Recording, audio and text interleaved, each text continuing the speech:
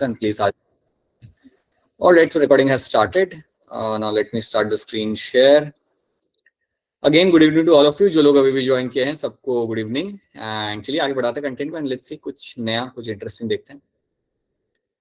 So okay, here we are.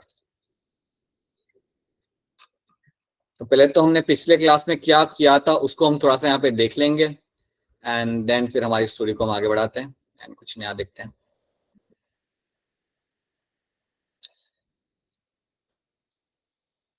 All right, so this is what we have seen. हम देखा हमारा north east. अरे what happened? So this is what we have seen. हम देखा था हमारा north east monsoon होता है और साउथ वेस्ट मानसून हमें मिलता है जिसके वजह से हमारा पूरा रेनफॉल आता है. अगर मैं बात करूं तो हिमाचल में जो आपको रेनफॉल मिल रहा है वो बेसिकली आपको नॉर्थ ईस्ट मानसून से ही मिल रहा है. जो ऊपर से जो आ रहा है उसके वजह से आपको आपका रेनफॉल आपको मिल रहा है हिमाचल के अंदर. नॉर्थ ईस्ट में तो मिल रहा है और हिमाचल में भी. ठीक है, हमें जो रेनफॉल मिल रहा है वो कहाँ से मिल रहा होगा पता है? हमें मिल रहा होगा साउथ वेस्ट मानसून से. तो साउथ वेस्ट से जो आपकी जो हवाएं बादल को लेके आ रही है लाइक जिसमें वाटर वेपर है वो हमें साउथ वेस्ट से मिल रहा है. So that is what actually happens. ठीक है, तो इस हिसाब से आप बता सकते हो कि दिल्ली में भी वहां से आ रहा होगा. नॉर्थ ईस्ट से आपका जो मानसून आ रहा है वहां से दिल्ली में भी वहां पे आ रहा होगा. तो that is what you find happening. So ये आपका हमने डिस्कस किया था अबाउट द मानसून जो हमारा नॉर्थ ईस्ट और साउथ वेस्ट से हमारा आता है. ये बात हमने जिक्र कर ली थी. राइट, अब हम बात करते हैं हमारे एयर पोल्यूशन के बारे में. अब एयर पोल्यूशन के बारे में तो आप लोग सब जानते ही हो.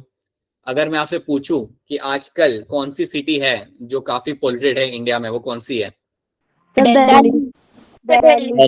सब लोगों को मालूम है. It is going to be Delhi. बिल्कुल सही बात है, दिल्ली आपकी बहुत पोल्यूटेड है. राइट, कोई मुझे बताएगा कि हिमाचल में पोल्यूशन क्यों इतना नहीं है? हिमाचल में एक बात बताता हूँ मैं आपको. हिमाचल में अगर आप रात को देखते हो ना आपको एकदम क्लियर स्काई दिखता है. आपको इतने सारे स्टार्स दिखते हैं, आप इजीली उन्हें काउंट कर सकते हो. तो आप मुझे बताइए कि पोल्यूशन हिमाचल में है क्यों नहीं? वहां पे भी होना चाहिए, क्यों नहीं वहां पे पोल्यूशन? सर यहाँ पे बहुत ज्यादा पेड़ यहाँ होते पे हैं बहुत इसकी ज्यादा वजह पेड़ से. पौधे हैं, ट्रीज हैं सर, जिससे कि मतलब नहीं होता. ठीक है, तो ये आपका कहना है कि पेड़ पौधे काफी ज्यादा है, ट्रीज है, तो इसके वजह से आपका पोल्यूशन नहीं है. और भी रीजन आप बता सकते हो इसके अलावा? सोच के क्या हो सकता है? हिमाचल में ट्रैफिक वगैरह भी बड़ा ज्यादा कम होता है. ये बात भी आपकी सही है. तो हिमाचल ठंडा एरिया है यहाँ सर. यहाँ पे मतलब वैसे नहीं, जैसे घने ज्यादा आबादी वगैरह ज्यादा घनी नहीं होती. ठीक है, लेस ट्रैफिक, लेस पॉपुलेशन, ये भी चलो मैंने यहाँ पे लिख लिया. फिर किसने बोला कि सर ट्रीज काफी है यहाँ पे. I am still waiting for one answer. आपके पॉइंट सही है, बिल्कुल सही आपके points, but I am still waiting. एक और पॉइंट आप यहाँ पे बड़ा इंपॉर्टेंट है जो आप लोग मिस कर रहे हो. बताइए. फैक्ट्रीज. हाँ, क्या उसके बारे में क्या? What about them? Sir Himachal में फैक्ट्रीज कम है. यस, हिमाचल में फैक्ट्रीज और इंडस्ट्रीज बहुत कम है, ऑलमोस्ट नहीं के बराबर. You have no industry, no factories. Right, you have no industry. अगर आप देखोगे तो अगर कोई जो फैक्ट्री है भी वो भी आपके बड्डी वाले एरिया में, राइट, ऊना या बड्डी वाले एरिया के अंदर आपको मिल जाएंगी. बट बेसिकली मेनली आप हिमाचल के अंदर आपको कोई बड़ी इंडस्ट्री या फैक्ट्री आपको नहीं मिलती. और ये एक मेन रीजन है जिसकी वजह से आपका एरिया पॉल्यूशन फ्री है. That is one of the main reason. Because of that you have a pollution free area. तो ये बात आप दिमाग में याद रखना. एक ये बड़ा ही इंपॉर्टेंट रीजन होता है कि जहाँ पे फैक्ट्रीज नहीं होती वहां पे आपको अच्छा खासा आपको लाइक आपका एरिया सेफ होता है, लाइक क्लीन होता है एंड पॉल्यूशन फ्री होता है.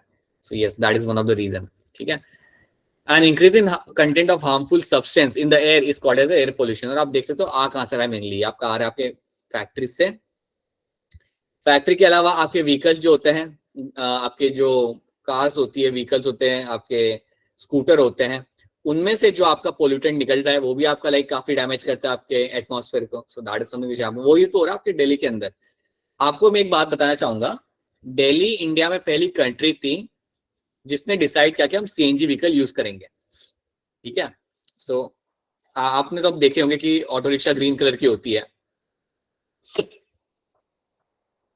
हिमाचल में still you get to see black and yellow colour की ऑटो रिक्शा. बट काफी जगह पे आप अगर देखोगे तो आपकी auto rickshaw normally green colour की. आप चंडीगढ़ आ जाओ, so have a green and yellow colour की auto rickshaw. That means what? It is of running from CNG. अब सीएनजी से रन करने का फायदा क्या होता है कि इससे पॉल्यूशन कम होता है. Right, it is a gas which can be used by this vehicles and there does not any pollution in the atmosphere. So Delhi पहली सिटी था कंट्री में जिसने डिसाइड किया कि यार हम लोग सीएनजी व्हीकल्स यूज करेंगे. राइट, हम सीएनजी बसेस भी यूज करेंगे, और ये उन्होंने डिसाइड किया था 2003 के अंदर। ओके, सो ये बात याद रखना कि यहाँ पे पोल्यूशन की जो इशू था ना वो बहुत पहले स्टार्ट हो गया था, आज की डेट में बहुत ज्यादा हो चुका है, बट ये बहुत पहले स्टार्ट हो गया था। उन्होंने कुछ स्टेप्स भी लिए थे उसे डील करने के लिए, जिससे कुछ हद तक डील हुआ था सही से, बट अभी भी काफी ज्यादा पोल्यूशन है, बिकॉज पॉपुलेशन काफी ज्यादा है वहां पे, इंडस्ट्रीज है आसपास, that is one of the reason, right. इसलिए हम देखते हैं अभी पोल्यूशन को हम आपको और अच्छे से समझते हैं। पॉन्ड आपको यहाँ पे दिख रहा है, फिशेज आपको यहाँ पे दिख रही है काफी अलग अलग कलर की। The fossil fuel like coal and petroleum contain small amount of nitrogen and sulphur. जो फॉसिल फ्यूल होता है बेटा, फॉसिल फ्यूल मतलब पेट्रोल, ठीक है, फॉसिल फ्यूल मतलब आपका पेट्रोल एंड कोल, तो इसके अंदर आपका होता है नाइट्रोजन एंड सल्फर, ये बात याद रखना, इसमें आपको मिलेगा, देखिए आप यहाँ पे नाइट्रोजन एंड सल्फर। तो जब आप इसे बर्न करते हो, जब आप इसे बर्न करते हो इंडस्ट्री में या व्हीकल्स के थ्रू, तो आपका ये नाइट्रोजन सल्फर आपका जाता है एटमॉस्फेयर के अंदर, ठीक है। अब मैं आपको यहाँ पे एक चीज बताता हूँ, see I will tell you one thing over here. देखिए, जब आप फॉसिल फ्यूल को बर्न करते हैं,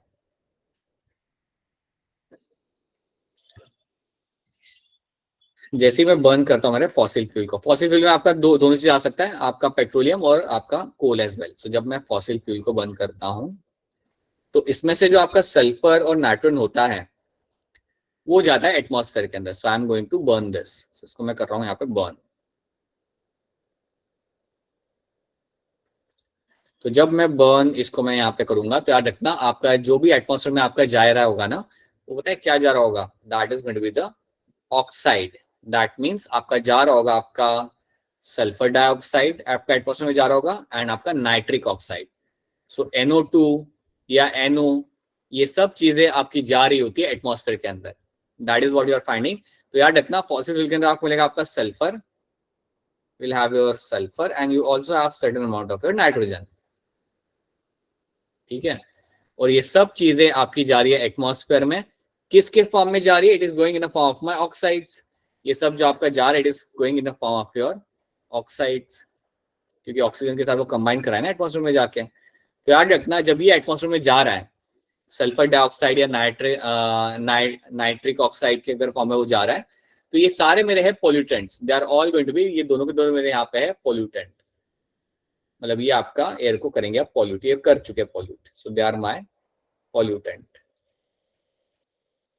एयर में पोल्यूशन होगा, और जब ऐसी चीजें अगर आप इनहेल करते हो, अगर ऐसी चीजें अगर आप इनहेल कर रहे हो, देन आपके लंग्स को भी अफेक्ट करेगा, ये आपके हेल्थ को भी अफेक्ट करेगा। तो यही चीज आपके यहाँ पे मेंशन की हुई है। जब आप इन्हें बर्न करते हो तो आपका प्रोड्यूस होता है आपका oxides of nitrogen and sulphur, और ये आपका एटमॉस्फेयर में आ गया, देखो आ गया SO2 NO2 आ गया एटमॉस्फेयर के अंदर। अब अगर ये आ गया एटमॉस्फेयर के अंदर, तो ये अफेक्ट करेगा आपके ह्यूमंस को, एनिमल्स को, इवन आपके प्लांट्स को भी आपको ये अफेक्ट करेगा। सो that is what happens over here. तो ये देखिए आपका पूरा पोल्यूशन आपका यहाँ पे हो रहा है, और ये पोल्यूशन की वजह से ही आप आसमान को क्लियर देख नहीं पाते हैं। आप हिमाचल में रहते हो आप देख पाते हो, बट जो लोग सिटीज में रहते हैं उनको like they can see the sky, but they cannot see all the stars, they cannot see a very clear sky, there will be a pollution in the atmosphere always, ठीक है। तो ये बात याद रखना। अब यहाँ पे देखो होता क्या है, जब ऑक्साइड आपके एटमॉस्फेयर में गए तो बादल के साथ आ गए, they come in contact with the water vapour, और वापस ये ऑक्साइड लैंड पे आएंगे in a form of my acid rain, they are coming on the land in a form of your acid rain. तो ये बात भी याद रखना, ये जो ऑक्साइड मेरे ऊपर चले गए, let me show you over here, ये जो ऑक्साइड मेरे ऊपर चले गए, now they will combine with the water vapor, they combine with the water vapor, ये water vapor के साथ अब करेंगे यहाँ पे combine, और water vapor के साथ combine करने के बाद they are all going to come back, ये सारे के सारे वापस आएंगे आपके अर्थ के ऊपर along with the rain, so they are all going to come back along with the rain, so rain अब लेके आएगा आपके SO2 और NO2 को वापस एटमॉस्फेयर के अंदर on the land, so now your SO2 will be also there, NO2 will all be also there। अब ये सब आपका रेन के साथ आएगा आपके लैंड के ऊपर, और इस रेन को हम बोलेंगे यहाँ पे as a acid rain, this rain over here is called as your acid rain. इस रेन को हम बोलते हैं यहाँ पे as acid rain. Acid rain में आता है you will have your sulphur dioxide, nitric oxide आपको एसिड रेन में होता है, और अगर ये आपके वापस आ रहा है एटमॉस्फेयर के अंदर, अगर ये वापस आ रहा है आपके सॉइल के अंदर, तो ये आपके प्लांट्स को भी डैमेज करेगा, ह्यूमंस को भी डैमेज कर सकता है, स्किन डैमेज कर सकता है, बट मेनली ये प्लांट्स को ज्यादा डैमेज करेगा और ये सॉइल को भी खराब करेगा। तो याद रखना एसिड रेन के अंदर याद रखना कि SO2 और NO2 आपका वापस आता है along with the rain inside the earth और on the earth it will come back. So that is all going to be, ये जो आ रहे हैं आपके, ये आपका रेन है। So बारिश का पानी पीना नहीं चाहिए। That is all the one thing I can tell you. So यहाँ पे आपका हो रहा है एसिड रेन और ये आपका आ रहा है सॉइल के अंदर, पानी के अंदर और पेड़ों पे भी आपके आ रहा है। So that is the impact it will have. अब मैं आपको एक चीज बताना चाहूंगा और मैं इसकी पिक्चर आपको अगले क्लास में दिखाऊंगा।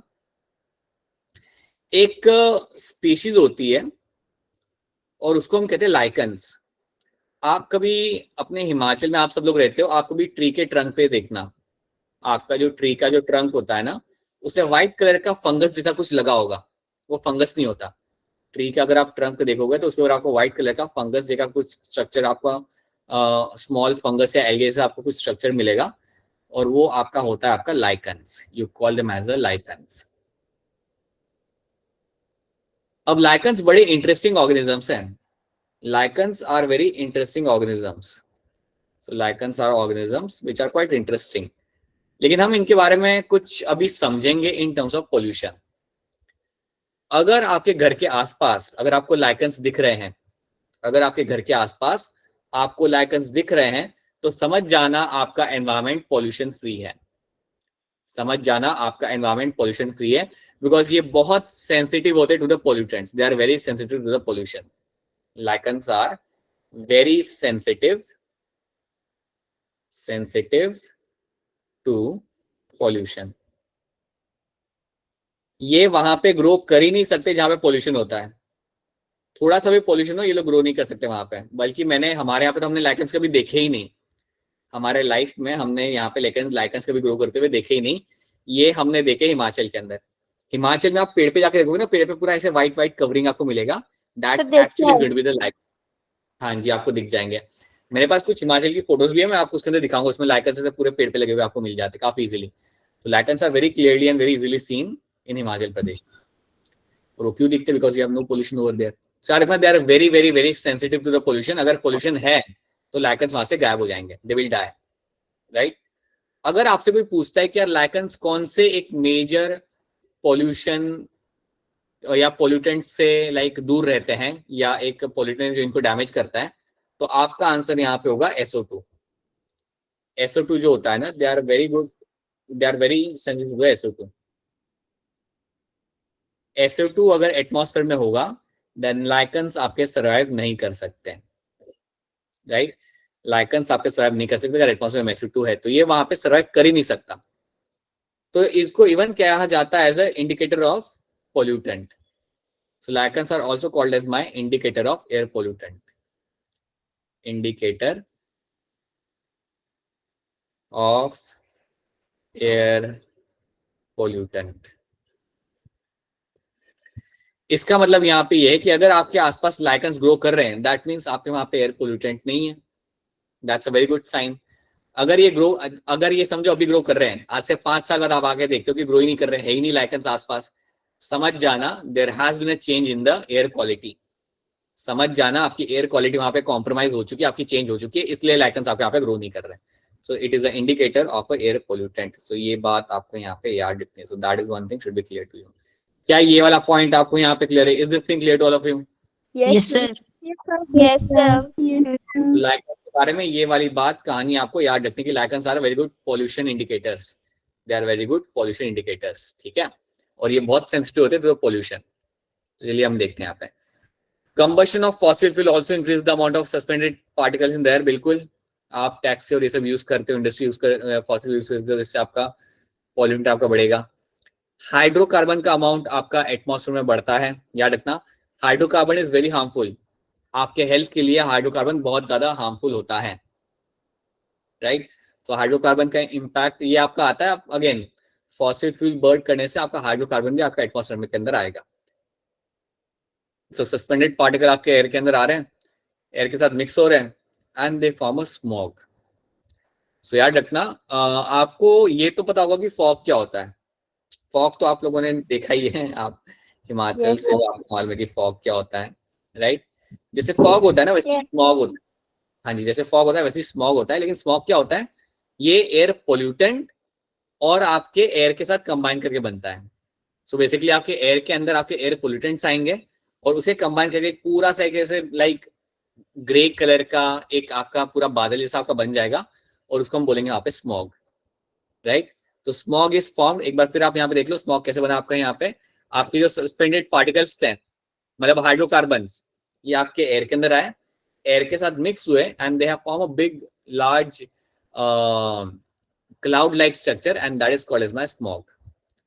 और ये स्मॉग होना अच्छी बात नहीं होता, it is not a good thing, it is a indicator कि यार एरिया आपका बहुत ज्यादा वहां पे पोल्यूशन वाला है।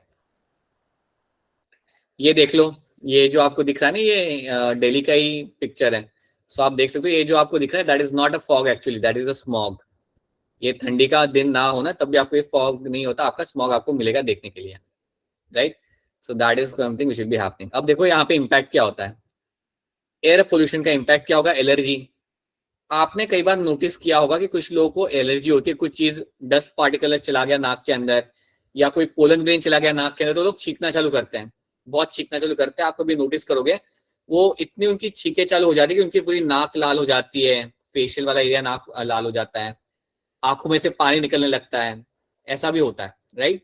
So that means they are allergic, they are going to be allergic to certain things. यहाँ पे जो आपकी जो यहाँ पे जो आपको जो लड़की दिख रही है उसके जो नाक में जो जा रहा है that is actually pollen grain. कई बार पोलन ग्रेन जो आपके होते हैं वो भी आपके एलर्जी क्रॉस कर सकते हैं। हाँ जी बेटा बताइए, बोलिए क्या क्वेश्चन है आपका, बोलिए। सर हाइड्रो हाइड्रोकार्बन किसके साथ कंबाइन होते हैं और फिर स्मोक बनता है? एयर के साथ बेटा, एयर के साथ हाइड्रोकार्बन आपके एयर के अंदर आ जाएगा, एयर के साथ कंबाइन करेगा and then will lead to formation of a smoke. फिर आपको एकदम ऐसे क्लाउडी क्लाउडी स्ट्रक्चर आपका बन जाता है ग्रेइश कलर का, उसे हम बोलते हैं वहां पे smog. And smog is something is going to be harmful, ठीक है। तो आपका हमेशा करेगा आपका हार्मफुल। तो याद रखना कि कई सारे चीजें होती है जिससे आपको एलर्जी हो सकती है। डस्ट पार्टिकल आपका हो गया, पोलन ग्रेन हो गया, इनसे आपको एलर्जी हो सकती है और उससे आपको छींक आना चालू होगी, आपको डिफिकल्टी हो सकता है ब्रीदिंग के लिए। So that is something you have to know. पता है एक बीमारी के बारे में मैंने सुना था जिसका नाम था अस्थमा, जिसको याद होगा हमने पढ़ा था थोड़ा बहुत, थोड़ा सा हमने जाना था उसके बारे में, राइट। तो अगर आपको याद, हाँ जी, तो अगर आपको याद हो तो मैंने आपको बोला था कि अस्थमा एलर्जी के वजह से होता है या एलर्जिक रिएक्शन की वजह से आपका होता है। अस्थमा ऐसा नहीं है कि अगर मुझे हो रहा है तो किसी और को भी होगा मेरी वजह से, ऐसा कभी नहीं होता। अगर मुझे अस्थमा है सो दैट मीन्स कोई ना कोई एलर्जेंस है, कोई ना कोई एलर्जेंस है। एलर्जेंस मतलब जिससे एलर्जी आपको होती है, उन्हें हम कहते हैं as a allergen, we call them as a allergen. जैसे आपका डस्ट पार्टिकल हो गया, मैंने यहाँ पे लिखा हुआ डस्ट पार्टिकल या पोलन, इन्हें हम कह सकते हैं एज अ एलर्जन। अब अगर ये आपके नाक में जा रहे हैं तो आप छींकना चालू करोगे, राइट। तो कुछ लोगों को बड़ा ही एक्सट्रीम हो जाता है ये कंडीशन। कुछ जिनको अस्थमा होता है ना उनको पता है क्या होता है, अगर उनके नाक में एलर्जन गया तो वो इतना उनको डिफिकल्टी होती है ब्रीदिंग करने के लिए कि वो कई बार डिफिकल्ट हो सकता है उनके लिए, लाइक मतलब लाइक लाइफ थ्रेटनिंग उनके लिए हो सकता है। तो याद रखना एलर्जेंस की वजह से अस्थमा होता है। और याद रखना अस्थमा ऐसी कंडीशन है जो अगर किसी को हुई है तो ऐसा नहीं कि आपको होगी उसके पास रहोगे तो, वैसा नहीं होता, राइट। कुछ लोग सेंसिटिव होते हैं किसी चीजों को लेकर, उनको होता है asthma. So that should be clear to you, right.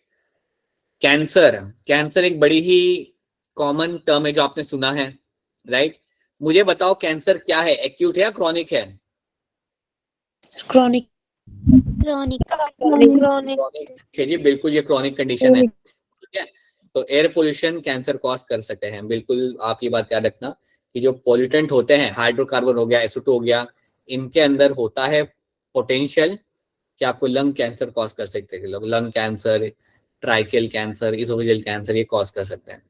याद रखना कैंसर बहुत कॉमन हो गया आजकल। मतलब पहले आज से अगर देखोगे आप लगभग 50-60 इयर्स बैक कैंसर इतना कॉमन नहीं था, लेकिन अब काफी जगह पे like people are suffering with cancer. So that is why you have to remember this also, ठीक है। अच्छा मैं आपको एक चीज यहाँ बताना एक चीज आपसे पूछना चाहूंगा। I have taken out few questions, पहले मैं उनसे आप क्वेश्चंस के जवाब आपसे जानना चाहूंगा। Let me show you the question over here.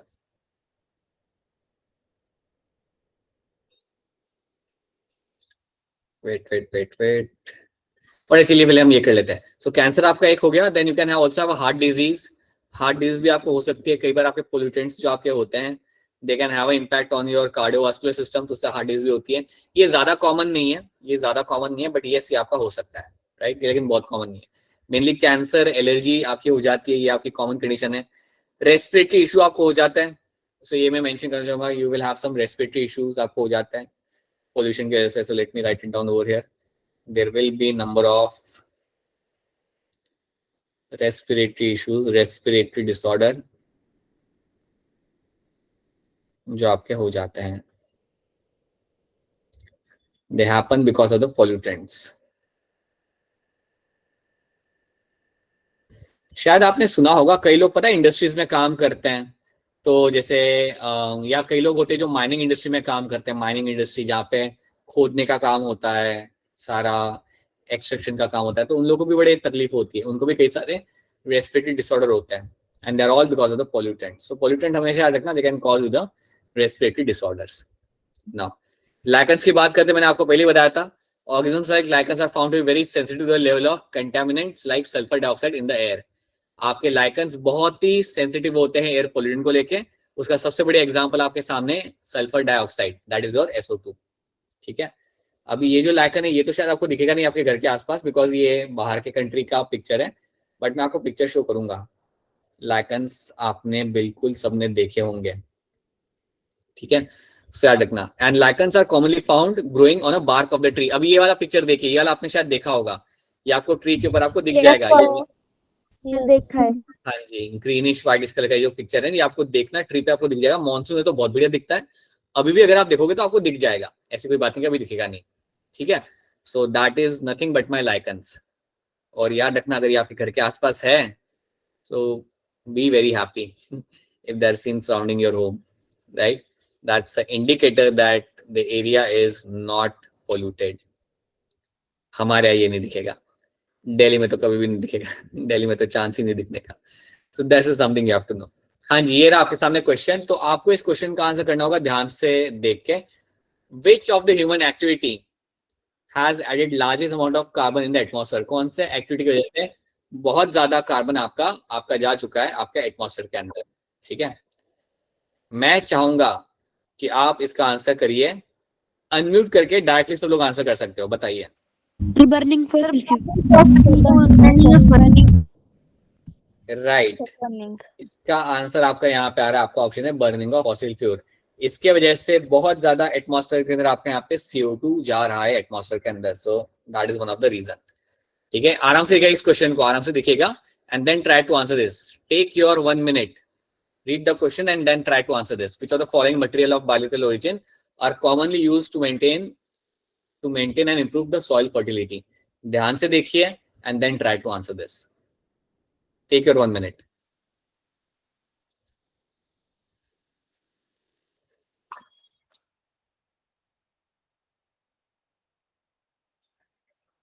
बताइए सोनाली, क्या आंसर हो सकता है इसका? Sir both A and B. Okay, आप ये कह रहे हो. ठीक है, दिव्यांश आपको क्या लग रहा है? दिव्यांश को कुछ नहीं लग रहा. नाव्या आपको क्या लग रहा है? Navya also not answering. Anyone else? Navya को भी लग रहा है. ठीक है, sir A and B. Sir option D. Option D. सब ऑप्शन डी लग रहा है. ठीक है, ऑप्शन डी. हाँ जी, ऑप्शन डी आपका यहाँ पे सही आंसर है. आप सब लोग जो मुझे आंसर यहाँ पे बता रहे हो उन सब का आंसर यहाँ पे सही, ऑप्शन डी. अब देखो यहाँ पे क्वेश्चन पूछा क्या है. उन्हें पूछा which of the following biological origin material, which of the following material with the biological origin, right, are commonly used to maintain and improve soil fertility. Are commonly used to maintain and improve soil fertility. क्या आप use कर सकते हो ऐसा जो chemical नहीं है, जो मैनमेड नहीं है, जो बायोलॉजिकल ओरिजिन है उसका, जो आपके सॉइल की फर्टिलिटी को मेंटेन कर सकता है और इंप्रूव कर सकता है? तो यहाँ पे आपके सबसे बड़ी ऑप्शन आपके यहाँ पे आएंगे आपके ग्रीन मैन्योर. ठीक है, ग्रीन मैन्योर में आपका यहाँ पे आ सकता है something like your cow dung. Cow dung आपका आ सकता है ग्रीन मैन्योर के अंदर. आपका आ सकता है प्लांट वेस्ट. प्लांट वेस्ट आपका आ सकता है यहाँ पे. राइट। ऐसी चीजों को हम यूज कर सकते हैं ग्रीन मैन्योर के अंदर, आ सकते हैं ये, और ये आपके सॉइल को इंप्रूव करने में मदद कर सकते हैं। और दूसरा आपका यहाँ पे है आपका बायो फर्टिलाइजर। बायो फर्टिलाइजर का मतलब यहाँ पे आपका होता है दैट ये आपके कुछ ऐसे फर्टिलाइजर्स है जो इनका ओरिजिन है बायोलॉजिकल, इनका ओरिजिन है। जैसे आपका हाउस होल्ड वेस्ट हो गया, और I would say kitchen waste आपका हो गया, किचन वेस्ट आपका यहाँ पे हो गया, राइट। ये आपका क्या यूज किया जा सकता है बायो फर्टिलाइजर। तो इन सब चीजों को हम यूज करके हमारे सॉइल की फर्टिलिटी इंप्रूव कर सकते हैं और मेंटेन कर सकते हैं। So that is one thing you have to know. ये आपका यहाँ पे आता है एज आंसर, ठीक है। देन कंजर्वेशन इज, बताइए क्या ऑप्शन इसमें सही होगा, बताइए जल्दी, आराम से देख के बताइए। All of the.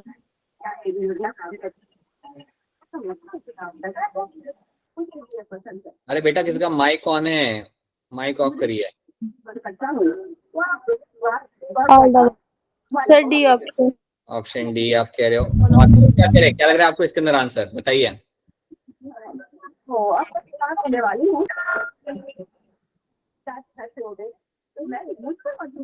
has actually opened this mic? इनका माइक ऑन है अभी, लेट मी सी। आरुषि बेटा आपका माइक ऑन है। आरुषि चलिए माइक ऑफ हो गया इनका।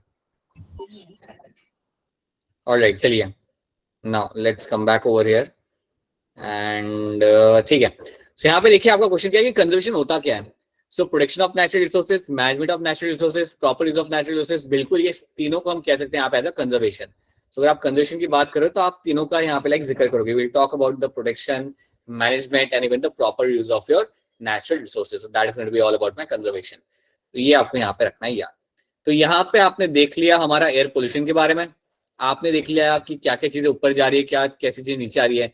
तो अगर मैं आपसे पूछूं कि आपके फॉसिल फ्यूल के अंदर सल्फर और नाइट्रोजन होता है, वो एटमॉस्फेयर में किस फॉर्म में जाता है?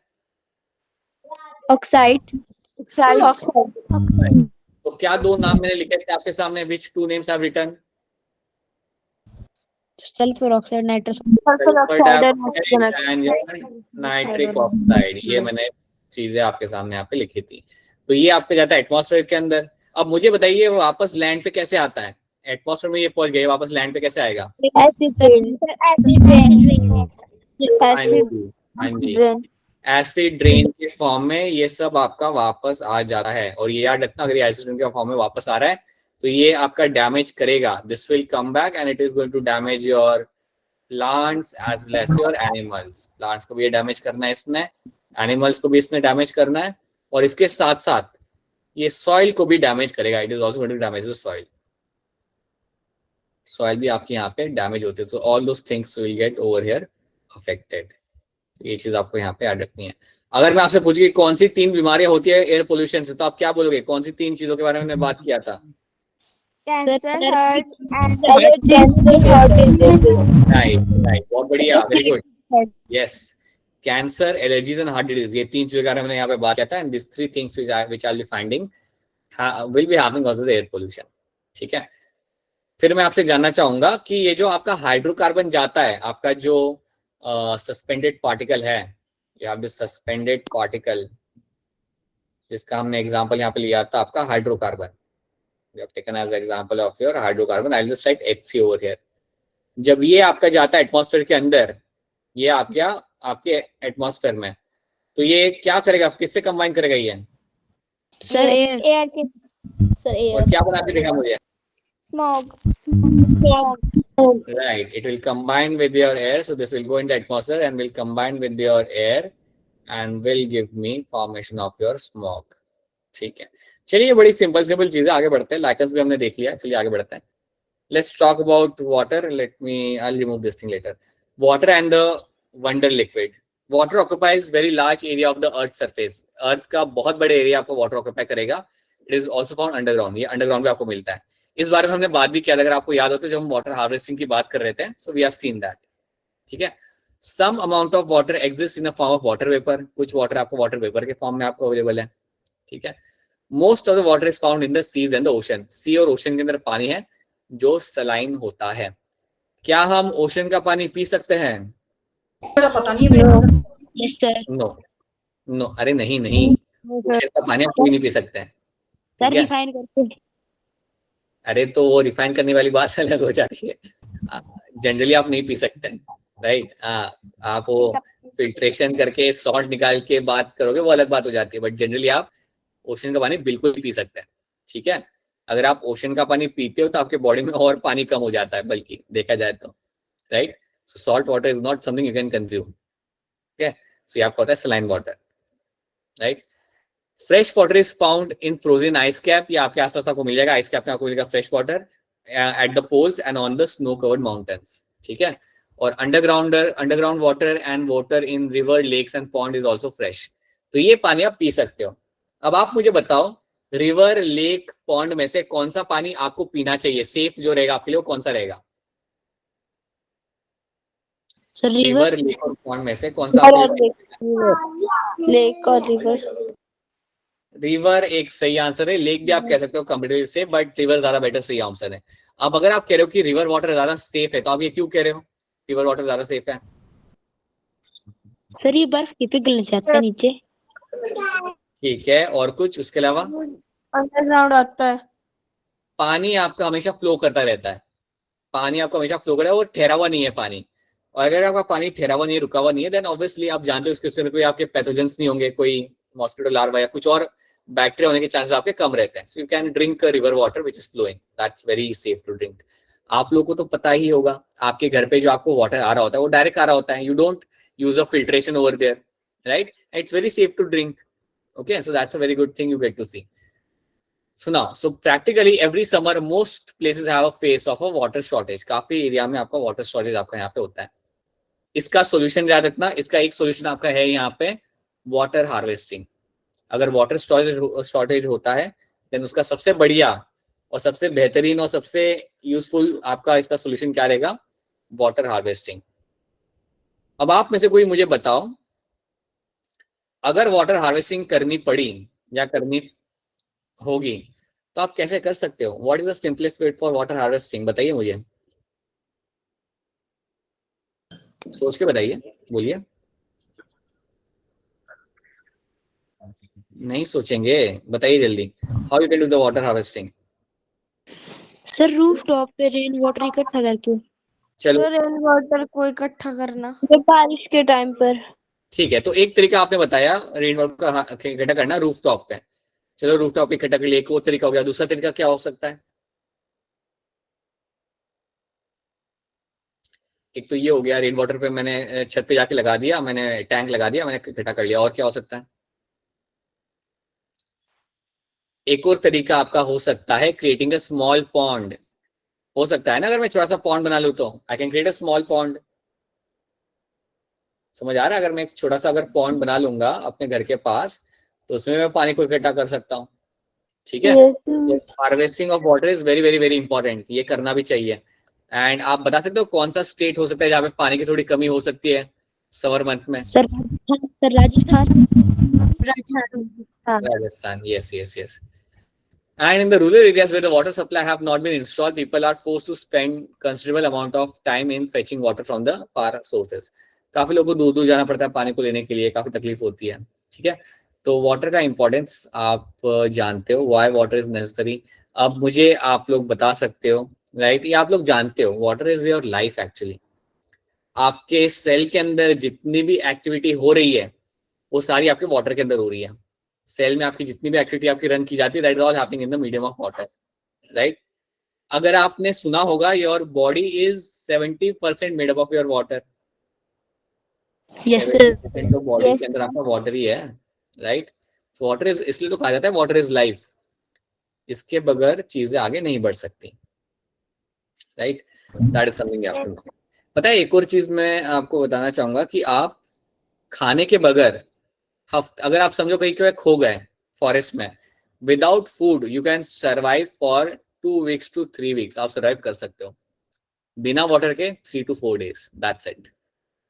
अगर पानी नहीं मिलता 3 to 4 days के लिए बस, बट बिना खाने के you can still survive till 2 to 3 weeks से 4 वीक तक भी सर्वाइव कर सकते हो आप, but pani is going to be super essential, right?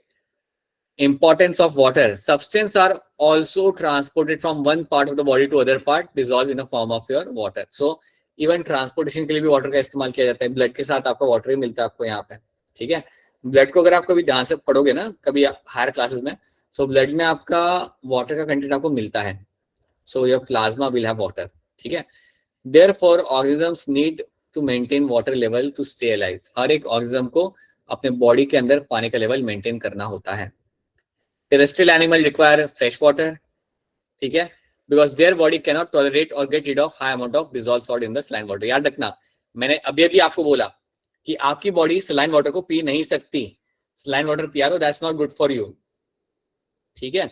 सो याद रखिएगा कि हम लोग जो टेरेस्ट्रियल एनिमल होते हैं वो फ्रेश वाटर को यूज कर सकते हैं और उसको ही हम लोग कंज्यूम कर सकते हैं क्योंकि आपकी बॉडी ज्यादा सॉल्ट को टॉलरेट नहीं कर सकती. So that should be clear to all of you. Then thus water source need to be easily accessible for the animals and the plants on the land. बिल्कुल आपके पास वाटर सोर्स होना चाहिए जिससे आपके एनिमल्स या प्लांट काफी easily use कर सके. So that is something you need to have, right? The availability of water decides the number of individuals of each species that are able to survive in the particular area and also the diversity of the life. देखो आप इस statement को आप ध्यान से देखो, आपका पानी का कितना अवेलेबिलिटी है ये डिटरमाइन करता है कि उस एरिया में आपको कितने एनिमल्स मिलेंगे और कितने अच्छे से वो लोग वहां पे ग्रो कर सकते हैं. अब आप मुझे याद करके बताइए, मैंने आपको बोला था सबसे ज्यादा स्पीशीज आपको मिलती है वेस्टर्न घाट्स और नॉर्थ ईस्ट इंडिया में. ये बात मैंने आपको बताई थी सैटरडे को, दैट वेस्टर्न घाट्स और नॉर्थ ईस्ट के अंदर आपको सबसे ज्यादा डाइवर्सिटी देखने के लिए मिलती है. अगर आप नोटिस करोगे ना, सबसे ज्यादा रेनफॉल भी यहाँ पे ही होता है. सबसे ज्यादा रेनफॉल भी यहाँ पे ही होता है. अगर आपको याद हो तो हमने बात किया था केरला, तमिलनाडु, ये वाला जो बेल्ट है आपका वेस्टर्न घाट्स का, वहां पे आपका सबसे ज्यादा रेनफॉल भी आपको मिलेगा और नॉर्थ ईस्ट में भी सबसे ज्यादा रेनफॉल होता है. तो आप कोरिलेशन यहाँ पे समझिए, जहां पे ज्यादा पानी है वहां पे आपको ज्यादा डाइवर्सिटी मिलता है देखने के लिए. क्या ये बात आपको समझ आ रही है? Yes, sir. More the diversity, more the rainfall, more the diversity. More the rainfall, more the plants, more the plants, more the diversity. Simple सी बात है. That is something you will get to see over there. ठीक है? तो ये बात, right? और please अपना mic off लीजिए. We can see everything happen. So that is something you have to know. अब यहाँ पे आप देखिए, other factor like temperature and nature of soil also matters. देखिए अब यहाँ पे कुछ एनिमल्स आपके सामने है. पहले ये बताओ, ये नीचे वाला एनिमल कौन सा है? ये वाला एनिमल कौन सा मेरा यहाँ पे? ये वाला Sir, camel. ये तो तुम्हें बता दिया यहाँ पे कैमल है. ये कौन सा है? ये एनिमल कौन सा है? Sir, desert lizard. Desert lizard बोला. और कुछ? Anyone else? I am waiting for someone tell me exact answer. तब भी ट्राई करो. और क्या हो सकता है? नहीं मालूम. एक लिजर्ड है यहाँ पे ये, और लिजर्ड का नाम है मेरा यहाँ पे इग्वाना. शायद सुना हो तो ना. देखने से डेंजरस. क्या होता है बेटा? तो देखने से डेंजरस लग रही है. लेकिन लोग इसे पालते हैं. डेंजरस लग रही है. हाँ हाँ, लेकिन इसे ऐसे एज अ पेट पालते हैं. इसे एज अ पेट पालते हैं. आप कभी यूट्यूब पे कभी सर्च करोगे या सर्च करोगे ना गूगल पे, इग्वाना एज अ पेट या iguana in India as a pet या इग्वाना फॉर सेल तो मिल जाएगा आपको. दिल्ली में भी लोग सेल कर रहे होते हैं, बैंगलोर में तो बहुत सेल करते हैं. ग्रीन ग्रीन कलर के होते हैं और लाइक बेबीज को लाते हैं लोग एंड देन उन्हें ग्रो करते हैं. सो एज अ पेट इनको रखा जाता है. ठीक है? सो ये इग्वाना है एक्चुअली में. कभी नोटिस करना, कभी देखना. पेट शॉप में जनरली नहीं मिलता. छोटे छोटे पेट शॉप में आपको नहीं मिलेगा. अभी तुम अपने नगरोटा या ठाकुर द्वारा के अगर तुम पेट शॉप में जाओगे तो वहां पे तो नहीं मिलेगा ये. बट बड़े पेट शॉप में जाते हो ना तो मिल भी जाता है और कई बार वो लोग ऑर्डर करके मंगवा भी लेते हैं. So that is your iguana. ठीक है? तो बेसिकली यहाँ पे बताने की कोशिश की जा रही है कि यहाँ पे डेजर्ट में कई सारे एनिमल्स आपको मिल जाते हैं, राइट? एंड इन्होंने अडेप्ट किया होता है कि वो वहां पे सर्वाइव कर सके. सो याद रखना कि ये ऐसे एनवायरमेंट में रह रहे हैं जहाँ पे पानी कम है. ठीक है? ये ऐसे एनवायरमेंट में है यहाँ पे जहाँ पे पानी कम है, तो उन्हें वहां पे उस तरीके से लोग करते हैं वहां पे अडेप्ट. सो वहां पे उस तरीके से लोग अडेप्ट करेंगे और वहां पे वो सर्वाइव करेंगे. अब आप ये प्लांट देखो, ये प्लांट का नाम क्या हो सकता है? What is the name of the plant? ये आप जानते हो क्या नाम है इसका? कैक्टस. कैक्टस. ठीक है, ये भी कैक्टस है, बाजू वाला भी कैक्टस है आपका। अब कैक्टस की आप इंटरेस्टिंग बात देखो, आप यहाँ पे कैक्टस के अंदर स्पाइन लगे हुए होते हैं, आपने देखा है कांटे लगे होते हैं कैक्टस के अंदर, है ना, कांटे लगे होते हैं। अब आप मुझे थोड़ा सोच के बताओ कि कैक्टस में कांटे क्यों लगे होते होंगे, थोड़ा सोचो। यहाँ पे तो बेटा सोचने वाली, यहाँ पे तो आपकी क्रिटिकल थिंकिंग आपकी जज की जाती है। Why you have spines on the cactus?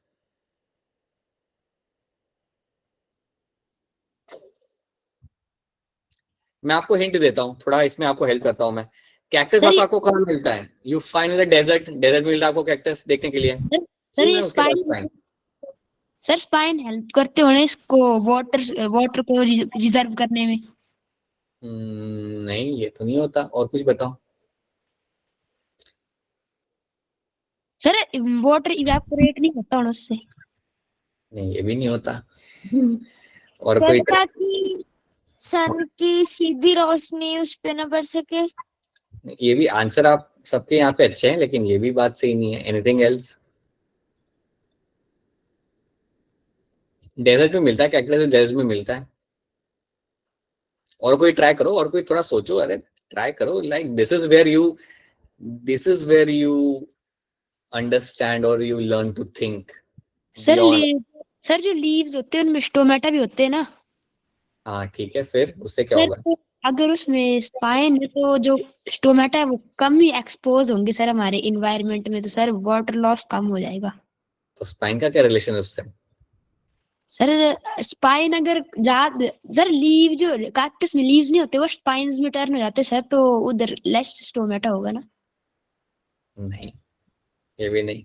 और कोई? सोनाली, नाव्या, बाकी बच्चे, Ritika, Shivika, Arushi, Vandana, do you have anything to say? Sir वो पौधों को धूप से बचाते हैं। ओके ठीक है, अब मैं बताता हूँ आपको। देखो सर वो जो डेजर्ट में सर जो नमी होती है उसको लेते हैं। ओके चलिए, again good answer, but now I tell you the real thing. See, अब डेजर्ट में आपका कैक्टस आपका ग्रो कर रहा है। अगर आप कैक्टस को देखते हो तो ग्रीन कलर का होता है, उसके ऊपर स्पाइन्स लगे होते हैं, ठीक है। अब डेजर्ट वाले एरिया में प्लांट्स वैसे भी आपके कम होते हैं, याद रखना, प्लांट्स आपके काफी कम होते हैं। आपको कुछ कुछ एरिया में प्लांट्स मिलेंगे और कैक्टस जैसे आपको प्लांट्स मिलेंगे। अब तुम सोचो, अगर इस कैक्टस के पास स्पाइन्स नहीं होते हैं, एक बहुत बढ़िया ग्रीन सा प्लांट विदाउट स्पाइन आपका डेजर्ट में खड़ा हुआ है, तो उससे पता है क्या होगा? कोई भी एनिमल देखेगा ना, ये आपके जो एनिमल आपके सामने लिखे बनाए हुए मैंने, जैसे आपका कैमल हो गया या इग्वाना हो गया, वो पता है क्या करेगा? वो जाएगा और उस प्लांट को खा लेगा। वो क्या, उस इतना बढ़िया प्लांट डेजर्ट वाले एरिया में अगर आपको मिल जाए ग्रीन सा प्लांट, क्योंकि अगर ग्रीन कलर का प्लांट होगा उसमें क्या होगा? ग्रीन प्लांट के अंदर न्यूट्रिशन तो होगा ही, उसके साथ साथ उसके अंदर पानी भी होगा। तो एक एनिमल क्या करेगा? जाएगा, उसे खा लेगा। तो इस चक्कर में तो कैक्टस को तो रहना वहां पे मुश्किल हो जाएगा। आप समझ रहे हो? डेजर्ट के अंदर वैसे ही प्लांट्स कम होते हैं, 2-4 कैक्टस वहां पे है, वहां पे कैक्टस है वहां पे, और एनिमल आके उन्हें खा जाएंगे इजीली जाके। तो स्पाइन रखने का एडवांटेज यहाँ पे ये है कि कोई एनिमल आके इनको खाता नहीं है। तो स्पाइन होने का फायदा ये है that you avoid getting eaten, right. So spine यहाँ पे बिहेव करता है एज ए डिटरेंट, ये एनिमल्स को दूर रखते हैं। सो कोई भी एनिमल, कोई भी गाय हो या कोई कैमल हो या कोई डियर हो, वो कभी भी कैक्टस को आके खाने के बारे में सोचेगा भी नहीं। तो इससे क्या होता है? कैक्टस बच जाता है। Cactus is able to protect itself from animals, browsing animals, because of the spines. याद रखना, स्पाइन्स उसे प्रोटेक्ट करते हैं। सो स्पाइन्स का बेसिकली काम ये होता है, स्पाइन्स बेसिकली आपके यहाँ पे करेंगे protection. They are going to do the role of your protection from browsing animal. Browsing animal से आपको यहाँ पे मिलता है प्रोटेक्शन। तो कोई भी एनिमल उनको आके खाता नहीं है, और मेरा कैक्टस आराम से रह पाएगा, सरवाइव कर पाएगा, फोटोसिंथेसिस कर पाएगा, everything it will be able to do, क्योंकि उसका डर निकल गया कि उसे आके कोई वहां पे खाएगा। क्या अब ये बात आपको यहाँ पे समझ आ रही है? Now are you understanding? Yes sir. सब लोग याद रखेगा कि स्पाइन का एडवांटेज, उसका रोल क्या है? स्पाइन का एडवांटेज नहीं, उसका रोल क्या है, इवोल्यूशनरी रोल क्या है? To protect itself from browsing animal. ऐसे कोई भी आके खाना ले, इसलिए उसके वो रखा जाता है वहां पे। That is something you have to know, ठीक है। But what is the major resources which determine the life on the land, वो आप जानते हो। So that is something we have done. So अब वाटर के बारे में हमने बेसिक चीज हमने जान ली कि वाटर क्या क्या डिटरमाइन करता है। डेजर्ट में पानी कम होता है, पानी कम है तो एनिमल्स भी आपको वहां पे कम ही मिलेंगे देखने के लिए, ठीक है। अब वाटर पोल्यूशन की बात करते हैं। वाटर पोल्यूशन की हम लोग यहाँ पे अगर थोड़ी बहुत हम बात करेंगे, आप मुझे बताइए, आप लोग काफी तेज है इन सब चीजों में, आप मुझे बताइए क्या क्या चीजें वाटर को पॉल्यूट कर सकती है, मुझे आप बताइए थोड़ा सा, बोलिए। मैं एक चीज अपने, फैक्ट्रीज वेस्ट, ठीक है, फैक्ट्री का वेस्ट, फैक्ट्री का वेस्ट, सो मैं यहाँ पे लिखूंगा इंडस्ट्रियल वेस्ट, इंडस्ट्रियल, मटेरियल, ठीक है, और बताइए, और कुछ, बैक्टीरिया वगैरह, वो कहाँ से आएंगे, बैक्टीरिया कहाँ से आएंगे, डोमेस्टिक सीवेज, सीवेज सर बेटा मैं सीवेज, अरे सुनो सर मेरी मैं बात, सीवेज, अरे अरे अरे सुनो सुनो, सीवेज अगर आप रिलीज कर रहे हो आपके वाटर के अंदर, देन ये भी आपका डैमेज करेगा आपके पानी को। सीवेज, ये आपका जो डोमेस्टिक सीवेज जो आपको ना घर के जो वॉशरूम से जो पानी जाता है, पानी जो निकल के जाता है रिवर के अंदर या लेक के अंदर, so that is going to be the sewage, right, so that's the domestic sewage, ये भी आपका डैमेज कर सकता है। और क्या कर सकता है बेटा, और बताइए। Sir radio active waste, radio active wave कर सकती है पानी को डैमेज, लेकिन वो कहाँ से आएंगी, सर वेस्ट वेस्ट सर नहीं बेटा सुनो मेरी बात, सुनो सुनो, रेडियो एक्टिव मटेरियल या वेस्ट जो होता है ना, वो ऐसे नहीं, ऐसे पानी में रिलीज नहीं किया जाता पानी में कभी रिलीज नहीं करता। समझो ऐसा हो सकता है कि कोई बड़ी इंडस्ट्री सारा वेस्ट अपना पानी में डाल दोगी, toxic waste, but radio active waste नहीं जाता, क्योंकि बेटा रेडियो एक्टिव कंपनीज नहीं होती, रेडियो एक्टिव इंडस्ट्री जो होती है वो गवर्नमेंट मैनेज करती है, वो प्राइवेट सेक्टर मैनेज नहीं करता। सो रेडियो एक्टिव या न्यूक्लियर वेस्ट जो होता है उसको आप पानी में कभी रिलीज नहीं करते, ठीक है, उसको डील करते हो तरीके से। और कुछ बताइए। सर एग्रीकल्चर में फर्टिलाइजर यूज करना। हाँ जी, बिल्कुल सही, फर्टिलाइजर जो हमारे फार्म से चले जाएं तो बिल्कुल सही बात है, फर्टिलाइजर्स एंड पेस्टिसाइड्स, ये आपके पानी को डैमेज कर सकते हैं, ये आपके पानी को बिल्कुल आपके डैमेज कर सकते हैं, ठीक है। तो ये आपने कुछ चीजें मुझे यहाँ बताई जो आपकी बिल्कुल सही, यहाँ पे फर्टिलाइजर्स, पेस्टिसाइड्स, इंडस्ट्रियल वेस्ट और सीवेज, आपका जो डोमेस्टिक वेस्ट है, ये सब आपको पानी में जाके आपके पानी को डैमेज कर सकता है। और अगर आपका पानी यहाँ पे डैमेज हो रहा है, देन श्योरली इससे फिर बीमारियां होंगी। So let's see that water dissolve the fertilisers pesticide that we use in our farms, बिल्कुल ये आपका जा सकता है। और अगर ये आपका जा रहा है तो आप अपने फार्म में यूज कर रहे हो, और फिर वहां से आपका पानी के अंदर ये चला जाएगा, नियर बाय पानी के अंदर वहां से। अगर ऐसा हो रहा है तो that's a bad thing. Domestic waste मैंने आपको बताया, सीवेज घर से, ये भी आपका डैमेज करता है। और आपका इंडस्ट्रियल सीवेज, इंडस्ट्री का ज्यादा टॉक्सिक होता है, याद रखना, इंडस्ट्री से जो आपका वेस्ट यहाँ पे जाएगा वो आपका काफी ज्यादा टॉक्सिक होता है, और ये बहुत ही लीथल भी होता है। तो मुझे ये बताइए इंडस्ट्री से जो वेस्ट जा रहा है पानी में वो आपका टॉक्सिक है, तो इंडस्ट्री ने क्या करना चाहिए, what should industry should do with their waste, क्या? सर इंडस्ट्रीज को वो वेस्ट ही फेंकना चाहिए वाटर में, या फिर उसको रिफाइन कर देना चाहिए।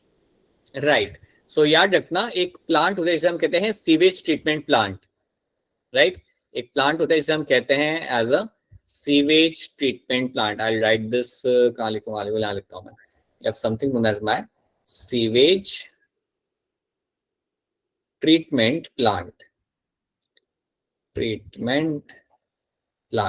तो बेसिकली पता है क्या होता है, जो भी आपके घर से भी आपका जो वेस्ट निकलता है ना, आपके वॉशरूम से या जो भी आपका हाउस होल्ड वेस्ट होता है, वो पहले जाता है ट्रीटमेंट प्लांट के अंदर, और वहां पे उससे लाइक पॉल्यूशन फ्री किया जाता है, एंड फिर उसे आप पानी में रिलीज करते हो।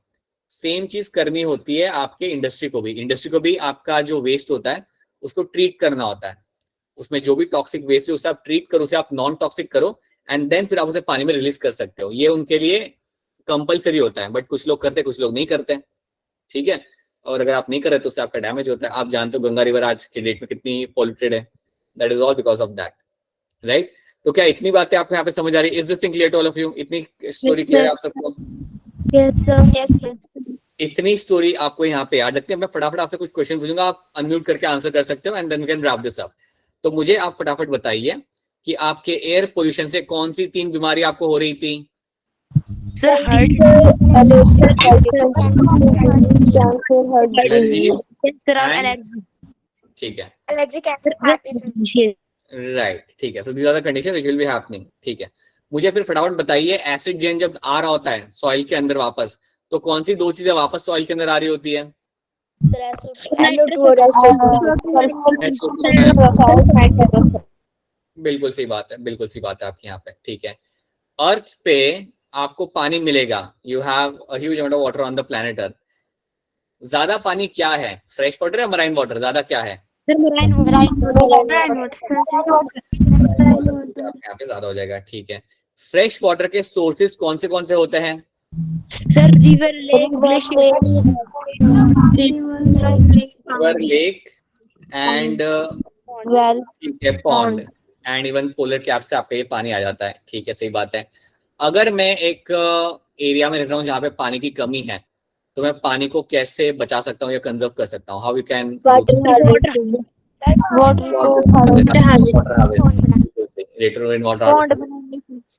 से कंजर्व कर सकता हूँ, ठीक है, बिल्कुल सही बात है आपके यहाँ पे। क्या ब्लड के अंदर पानी होता है? यस सर क्या सेल के अंदर पानी होता है? Yes sir water in that. मुझे बताइए दो एनिमल्स का नाम जो डेजर्ट में मुझे ने आपको अभी भी दिखाई रहे। सर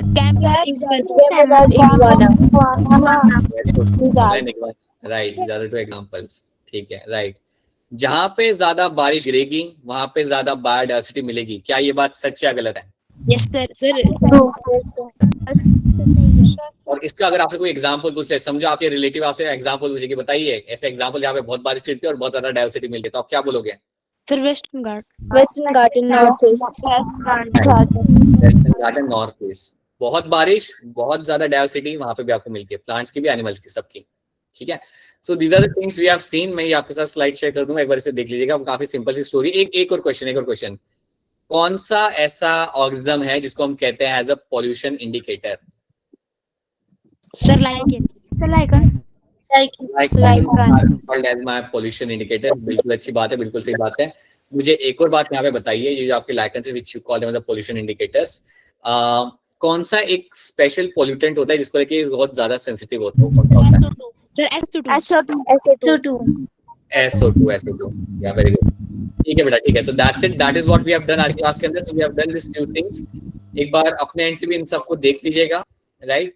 अगली बार हम लोग मिलेंगे तो will solve more number of question. आज तो से मैंने 3 ही कराए थे, अगली बार ज्यादा क्वेश्चन करेंगे and will also do question on the basis of the poll, ठीक है, वो भी हम करेंगे, right. The few things will the next class. So alright then, if you have any kind of questions, अगर आपके पास कोई क्वेश्चंस हैं देन आप अपने क्वेश्चंस आप पूछ सकते हो। If you have no questions, then का लेक्चर यहाँ पे खत्म होता है, and we'll catch you again